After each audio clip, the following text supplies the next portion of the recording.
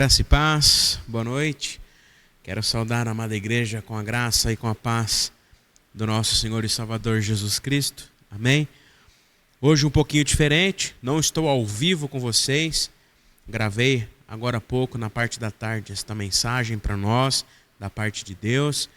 E hoje se inicia a reunião do nosso presbitério, reunião que todo ano nós temos. Hoje um dia especial, estaremos ordenando ao Sagrado Ministério dois irmãos queridos que já pregaram aqui na nossa igreja, o Wilson Júnior e o Oséias, que eram licenciados e hoje estarão sendo ordenados.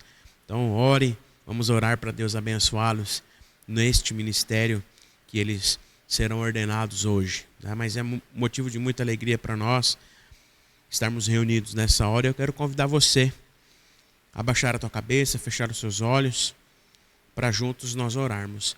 E mesmo que a gente não esteja ao vivo, coloque os seus pedidos de oração aqui no chat, para nós que estamos aqui conectados, lermos, Você pode ler também aí no chat e a gente orar uns pelos outros, amém? Mas eu quero convidar você a baixar a tua cabeça, fechar os seus olhos, para junto nós orarmos nesta hora, amém? Bondoso Deus, eterno Pai, nós te agradecemos por esse dia. Te agradecemos, ó Deus, pelas tuas misericórdias, pela tua graça. Te agradecemos, Pai, pela oportunidade de estarmos mais uma vez reunidos, Senhor. Agora, em especial, Pai, nós queremos te pedir pelo nosso presbitério que se reúne a partir de hoje, nesses dias, ó Pai, para conversar sobre as nossas igrejas, definir questões do teu reino, ó Pai, no grande ABC. E também, ó Pai, em especial pedimos pela vida do Oséias, do Wilson, que estão sendo ordenados hoje ao Sagrado Ministério. Pedimos a tua bênção, Senhor, a tua direção, a tua unção sobre a vida deles, Pai, em nome de Jesus. E também pedimos, ó Pai, a tua bênção sobre todos nós, cada irmão, cada irmã que está aqui reunido nesta hora, cada família aqui representada, que o Senhor derrame, ó Pai, a tua bênção, a tua unção, a tua direção, em nome de Jesus, Pai. Obrigado, Senhor, porque apesar de nós, o Senhor tem se feito presente e tem nos dado muito mais do que a gente precisa, Pai. Por isso nós te louvamos. Obrigado, Deus, pela tua fidelidade. Obrigado, ó Pai, porque mesmo em meio às nossas inquietações e correria da vida, o Senhor, com tua graça, com tua misericórdia e bondade, tem nos assistido todos os dias. Por isso nós te louvamos. Pedimos perdão pelos nossos pecados, pedimos perdão pelas nossas falhas e pedimos, ó Pai, que o Senhor nos perdoe em nome de Jesus, a quem nós oramos agradecidos. Amém, Senhor. Amém? Eu tenho um recadinho importante para você. Nossa programação aí do final do ano. Próximo sábado, agora dia 9, teremos a programação do Arena Kids. As meninas já estão arrumando o templo aqui desde ontem. Esteja orando, participando, traga as crianças aí para termos esse tempo de apresentarmos o maior presente de todos, que é Jesus Cristo, o sentido, o verdadeiro sentido do Natal. No próximo dia 17, nós teremos um musical de Natal que está sendo preparado pelo nosso Ministério de Louvor, o grupo vocal, algumas músicas natalinas para a gente louvar o Senhor neste espírito de Natal. No dia 23, no sábado, teremos a nossa celebração de Natal, então participe, venha, traga um salgado para a gente ter um momento de comunhão depois. No dia 31, no domingo, a nossa celebração de virada de ano. Nós queremos que você participe para juntos louvarmos e engrandecermos o nosso Senhor. Amém? Quero convidar você também a abrir a sua Bíblia. Nós vamos fazer uma leitura que se encontra no livro do profeta Isaías. Livro do profeta Isaías, capítulo 2, segundo capítulo. Nós vamos ler do primeiro verso ao verso de número 5. Que tem um pouquinho a ver daquilo que a gente conversou domingo, na nossa primeira meditação da série de mensagens. É tudo sobre Jesus, Isaías capítulo 2, segundo capítulo, do primeiro verso ao verso de número 5.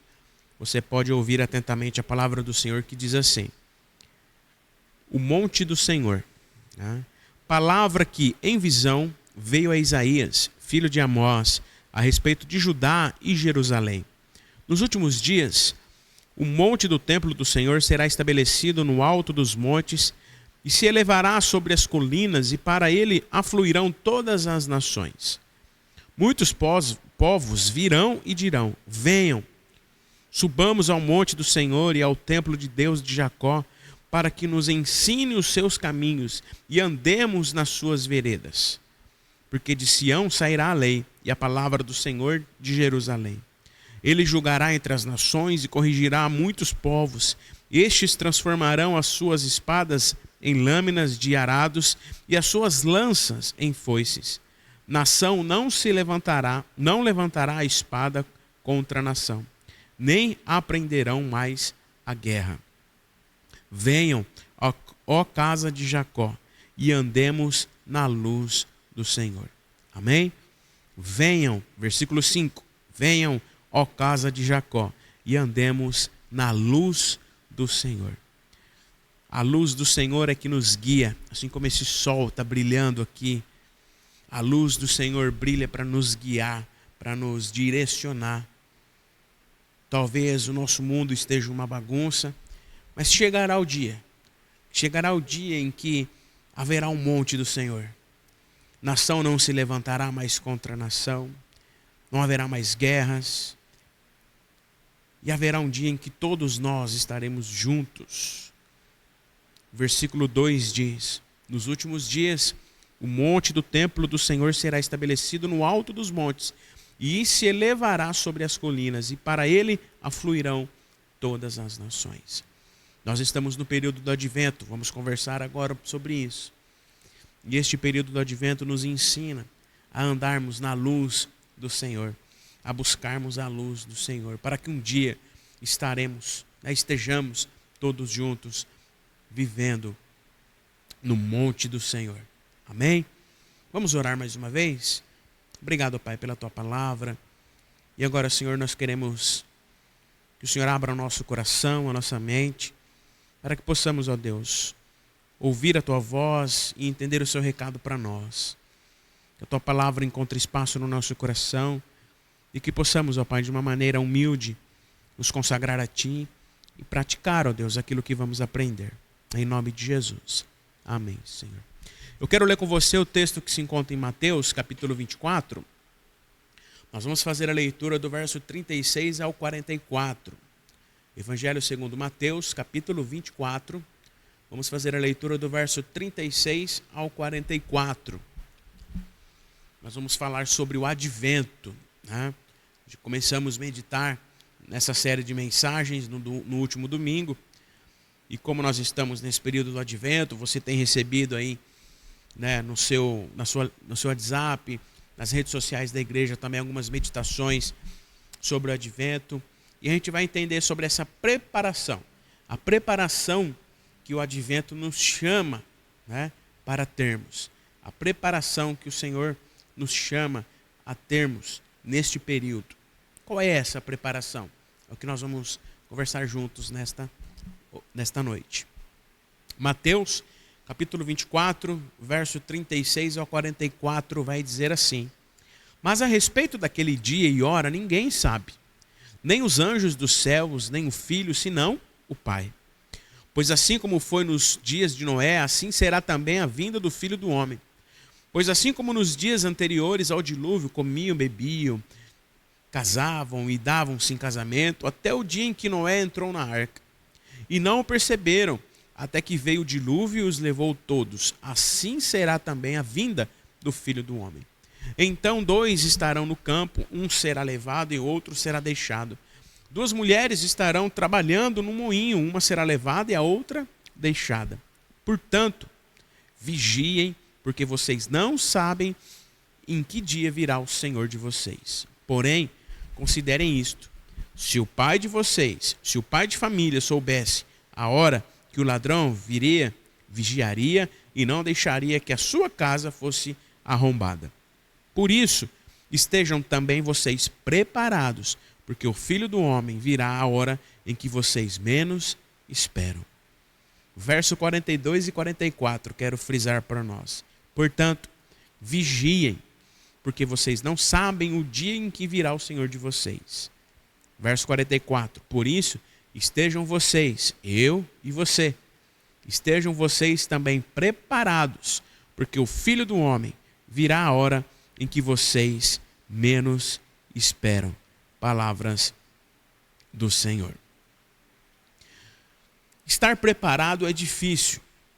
A gente consegue se preparar para algumas coisas que estão no nosso controle. Eu consigo me preparar para uma ocasião especial. Vestimentas, né? Consigo me preparar para algumas coisas que estão no nosso controle, mas existem situações que não tem como nós nos prepararmos. Nem sempre é possível estar preparado para todas as coisas. Às vezes não sabemos muito bem o que fazer, como fazer, precisamos de ajuda, às vezes somos pegos de surpresa. Não há como estar preparado para todas as coisas. Mas o texto que nós acabamos de ler, meu querido irmão, minha querida irmã, ele diz que nós precisamos estar preparados para uma coisa. Talvez nas coisas da vida, nas coisas da nossa existência humana neste mundo, diante da nossa vida aqui, não há como se preparar para algumas coisas, a não ser, como eu disse, para aquilo que está no nosso controle. Mas o texto nos chama a atenção aqui para que eu e vocês possamos estar preparados para a volta do Senhor. E Ele nos dá algumas dicas aqui. Vigiem, orem, porque vocês não sabem o dia que o Senhor vem. Estejam preparados. E como que a gente se prepara? Como que a gente pode se preparar? A gente sabe, leitura bíblica, oração, jejum, dentre tantos outros ensinamentos que o Senhor Jesus traz para nós. Mas existem muito mais outras coisas que a gente pode fazer para estarmos preparados, como aprendemos no último domingo, né? Sermos luz. Estamos vivendo dias difíceis, dias de confusão, dias em que a gente percebe cada dia mais as pessoas inquietas, perdidas em seus pensamentos. E estar preparado não é somente viver em Jesus, porque a gente corre o risco de viver a religiosidade, mas viver para Jesus, porque Ele nos chamou para efetuarmos boas obras que glorifiquem o seu nome e outras pessoas também possam estar preparadas para o dia que Ele voltar. E neste período que nós iniciamos no último domingo, o Advento, é um período também que nos ensina sobre isso, sobre a preparação. O Advento significa estar preparado. O Advento nos prepara para o nascimento de Jesus, mas também o Advento nos prepara para uma autorreflexão, nos prepara para a esperança vindoura de Cristo Jesus, da renovação e do fortalecimento na presença daquele que é, daquele que está em nós e daquele que vai voltar. Por isso o Advento também, como eu disse domingo, é tempo para nós olharmos para a nossa vida, fazer uma reflexão. O Advento é também a expectativa da criança que veio, do Deus Emanuel, do Deus que se encarnou e veio até nós, de nos lembrarmos do Mestre que nasceu, mas também do Mestre que vai voltar. No texto em que o Senhor Jesus ele institui a Santa Ceia, em Mateus capítulo 26, depois você pode ler ali, uma das coisas interessantes, depois que ele dá graças ao pão e parte, depois que ele dá graças ao vinho e diz que aquele vai ser o sangue, né, o dele, que vai nos limpar. Há algo interessante que Jesus fala ali, na instituição da ceia. Ele fala assim: e não mais beberei com vocês deste cálice aqui, mas um dia voltarei e beberemos todos juntos na presença do Pai. Muitas vezes nós frisamos na promessa de que Ele está conosco através dos elementos da ceia, mas também nós esquecemos muitas vezes que através dos elementos da ceia o Senhor está nos preparando para a sua volta. Através da ceia nós temos a oportunidade de nos prepararmos, nos examinarmos e nos prepararmos, nos alimentarmos com a sua presença e nos prepararmos para o dia que Ele vai voltar.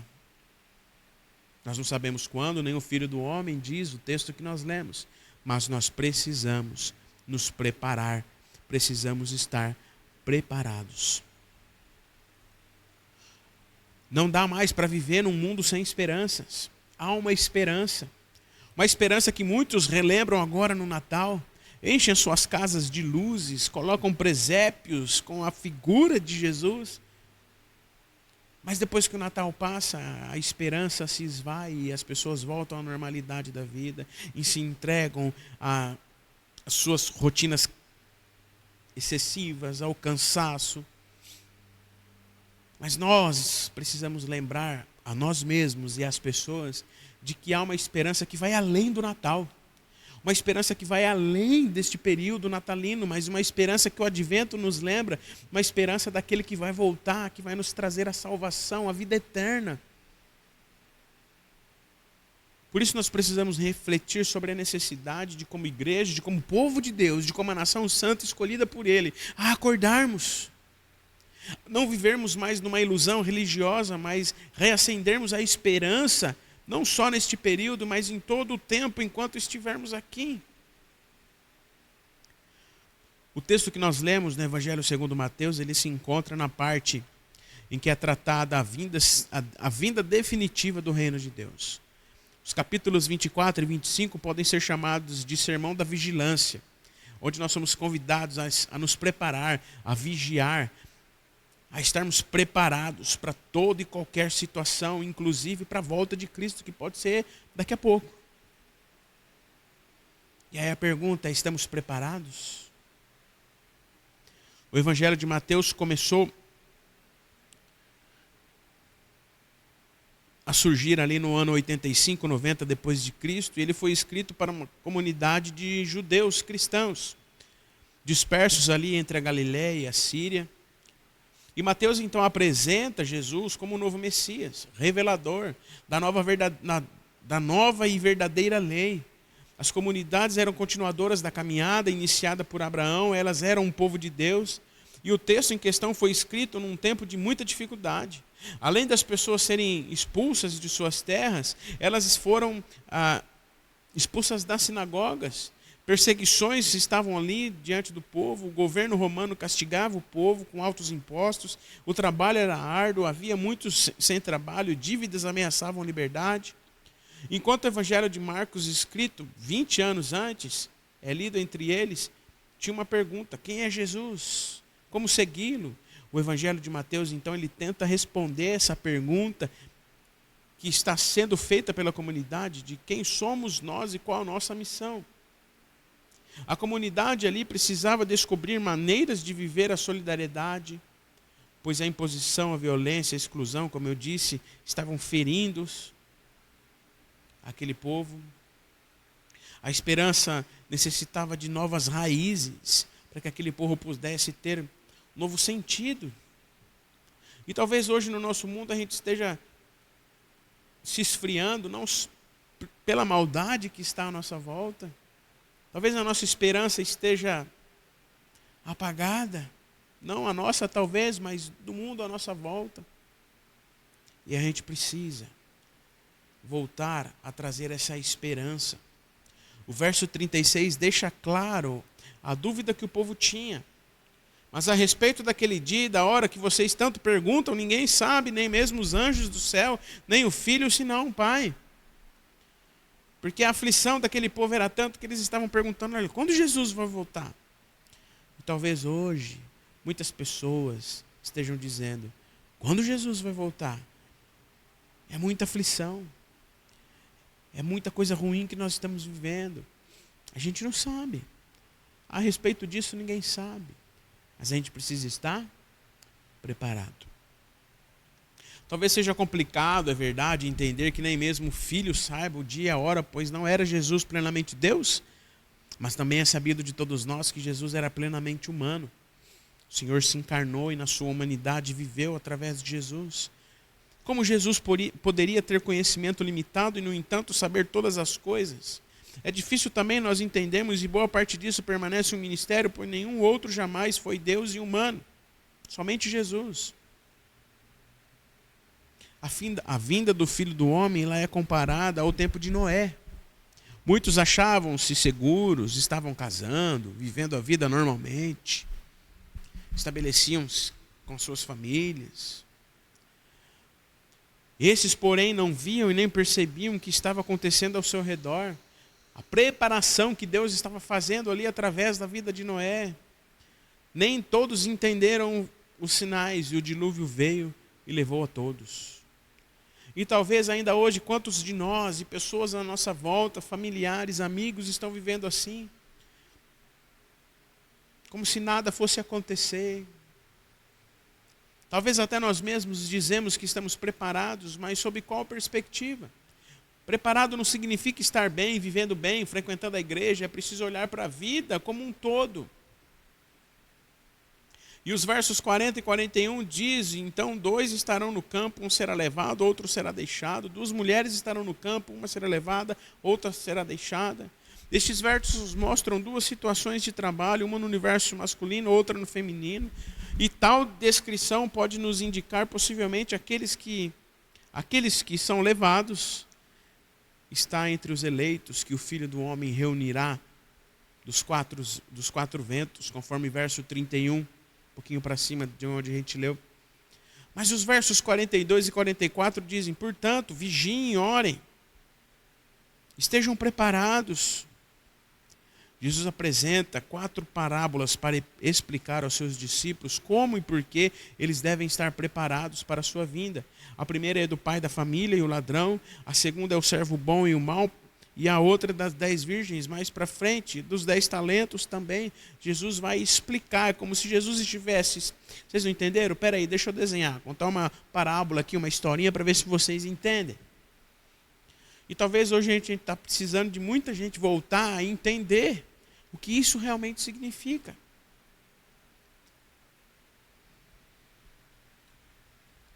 A gente tem falado aqui, desde o início eu estou falando para você, que a gente precisa estar preparado. Nem sempre é fácil e nem sempre é possível. Às vezes nós não sabemos muito bem o que fazer, como fazer, precisamos de ajuda, como eu disse no início, e às vezes somos pegos de surpresa. Mas em relação à vinda de Cristo, nosso Senhor, eu e você, nós somos exortados a estarmos preparados constantemente. Os cristãos, eu e você, os cristãos, os discípulos de Jesus, não devem ficar meramente esperando a vinda do Filho do Homem, sem que se preparem para isso dia a dia.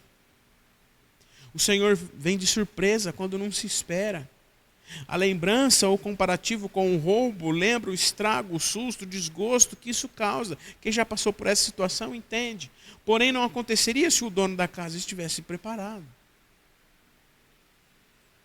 De fato, sobre Jesus, ninguém sabe a hora, mas nós devemos estar preparados e com a expectativa. Nossa esperança e a nossa total expectativa deve estar para isso. Talvez muitos estejam tão desejosos por isso, que acabam esquecendo e acabam se esquecendo de se preparar também. Parece-me que as nossas expectativas têm sido outras. Parece-me que perdemos a preocupação com a vinda de Cristo, como era iminente no primeiro século. Mas é preciso trazer para o centro aquilo que nos corresponde à pergunta que não quer calar para nós. Se Jesus voltar hoje, estamos preparados? Estamos hoje agradecendo a Deus por tudo que Ele tem feito nas nossas vidas?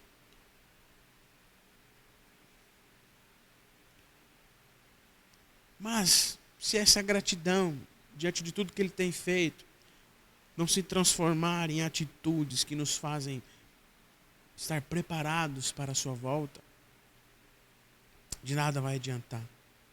Estar preparado é ter consciência que a cada dia é um dia de entrega. O salmista nos ensina no Salmo 90, Senhor, me ensina a contar os meus dias. A nossa esperança não se limita a esta vida, nem às seguranças que a sociedade propõe para nós, mas a nossa esperança está em Cristo Jesus. Esperança cristã não pode estar remetida somente para a eternidade. Ela está firmada na promessa de Deus que foi anunciada pelos profetas e se cumpriu em Jesus, se cumpriu no Natal. E o Advento vem nos lembrar disso, de que nós precisamos nos preparar para Jesus.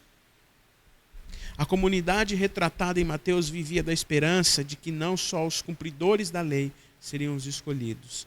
Os eleitos serão aquelas pessoas que vivem da luz que Deus dá, o Senhor Jesus.